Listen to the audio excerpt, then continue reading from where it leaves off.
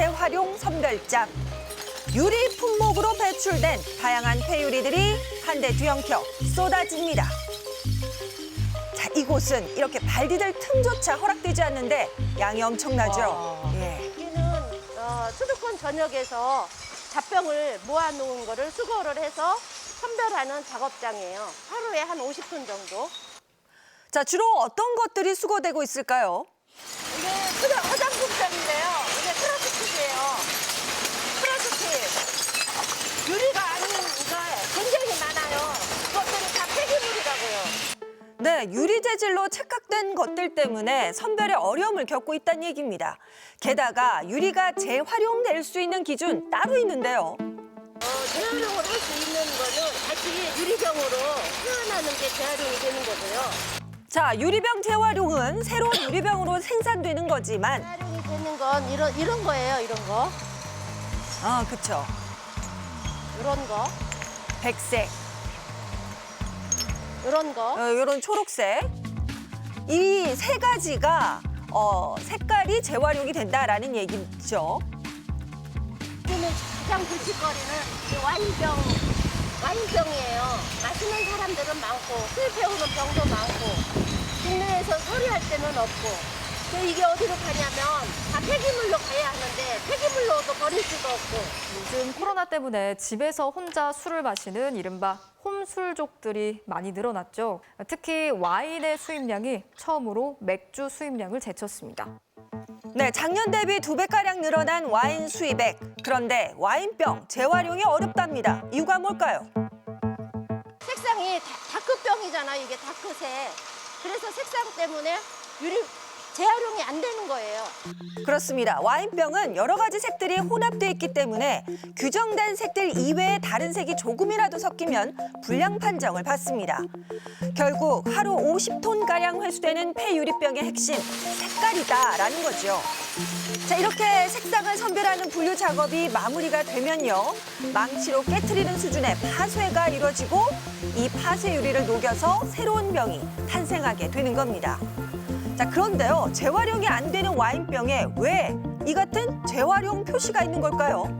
재활용 어려움을 표기하는 것은 재활용 어려움 표기를 보고 소비자들이 이건 어렵구나, 다른 대체품을 좀 사용해야 되겠다, 이렇게 재질과 구조 전환을 유도하기 위한 건데 와인병이나 멜빈팩 같은 경우는 그 재활용 어려움 표기를 한다손 치더라도 대체품이 없어요. 그래서 재활용이 어려운 품목으로 폐기물 부담금 20% 할증을 해서 부과를 하고 있어요. 그러니까 와인병은 생산 단계에서부터 한계가 있다는 얘기죠. 이게 재활용은 안 되는 병이긴 하거든요. 색깔이 들어있기도 하고 환경 부담금 그거 내는 거 있고요. 제조사가 아니다 보니까, 그리고 수입사인데 전 세계 공통으로 사용되는 병이고, 병을 바꿈으로써 와인이 좀 품질이 문제가 없으면 상관이 없는데 그런 거에 대한 보호가 좀 힘들어지는 거죠. 병이 바뀌면. 현재 할 수 있는 게 아직 병까지는 그렇게 막 바꾸지 못하고 있더라고요. 네, 선별장과 그리 멀지 않은 곳엔 이렇게 파쇄 유리들로 폐기물로 가득했습니다. 버려야 할 유리들을 이쪽 이제 와서 이 유리가 이렇게 인공모래로 변합니다. 그러니까 보통 규사라는 모래로 유리병이 만들어지죠. 요걸 다시 모래로 되돌린다라는 겁니다. 인공모래예요, 이게 인공모래. 가공을 거치니까 확실히 매끄러운 질감을 보이더라고요. 일반 유리병보다 더 잘게 분쇄해서 만든 인공 모래를 950도 정도에서 발포 작업했을 때 마침내 특별한 원료가 됩니다. 이렇게 만들어진 폐유리가 지금 현재 다양한 건축 자재로 재사용이 된다는 거죠. 폐기물로 버려야 할 이 못 쓰는 유리병을 인공모래로 만들어서 다시 재순환을 하는 작업이라고 보시면 되고요. 근데요, 이 방법이 활성화되지 않고 있습니다. 이유가 뭘까요? 생산 비용 원가에 비해 가져가려고 하는 업자들은 가격이 안 맞아요. 단가가 맞지를 않아서 지금까지 이렇게 힘들게 고생을 하고 있죠. 시장 진입도 어렵고 다시 매립장으로 가야 할 적이라 보면 돼요.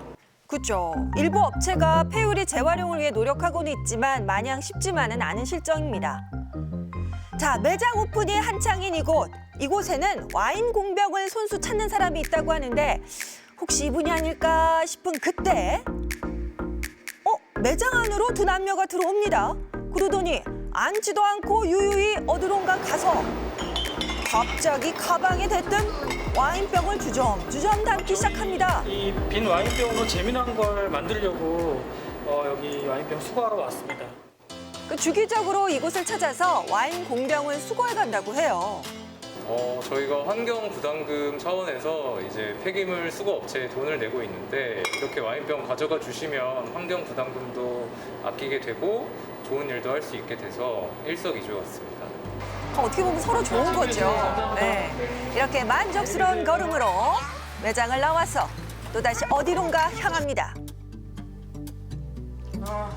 이제 오늘도 와인병을 수거를 했습니다. 뿌듯하네요. 이곳에서만큼은 와인병이 더 이상 골칫거리가 아니라는데 이게 전부 다 와인병으로 만든 소품들이랍니다. 이렇게 재사용이 안 되는 수입 와인병으로 커팅을 해서 상단은 이렇게 캔들 홀더로 만들고요. 화분으로도 이렇게 만들고요. 이제 생활 속에서 업사이클을 할 수 있는 교육으로서 보여드리고 있습니다. 그러니까 이게 업사이클링이라고 하더라고요. 커팅기로 그은 와인병에 보니까 고무 링을 걸고요. 구간에 맞춰서 여기다가 뜨거운 물을 졸졸졸 부어요. 팽창된 그 선이 급 수축이 되겠죠. 차가워진 와인병에 뜨거운 물을 붓는 순간 깜짝 놀랐어요. 저도 놀랐어요. 아, 이렇게 분리가 잘 된 와인병을 삿포질만 해주면 이렇게 덮어주면 완성. 예쁘지 않아요? 신기하네요. 네, 여기서 끝이 아닙니다. 남은 와인병 하단에다는 배합토를 적절히 넣어요. 그다음에 다육식물 같은 것들을 중앙에 딱 배치하면 이것도 화분으로 완성이 되는 거죠. 보니까 하나의 와인병이 두 가지 소품으로 변신하는데 1시간도 걸리지 않았습니다. 자, 수입 공병의 한계를 알게 된 후로 이들은 이렇게 공병을 소품으로 활용하기 시작했대요. 와인병은 재사용이 안 되는데 점점 소비되는 와인병을 많기 때문에 환경에 도움이 안 된다. 그래서 재사용이 안 되는 점을 일반인들이 좀 많이 이해를 하고 이렇게 재사용할 수 있는 또는 업사이클링 할 수 있는 방법을 좀 더 함께 고민하고 실천을 해주셨으면 좋겠습니다.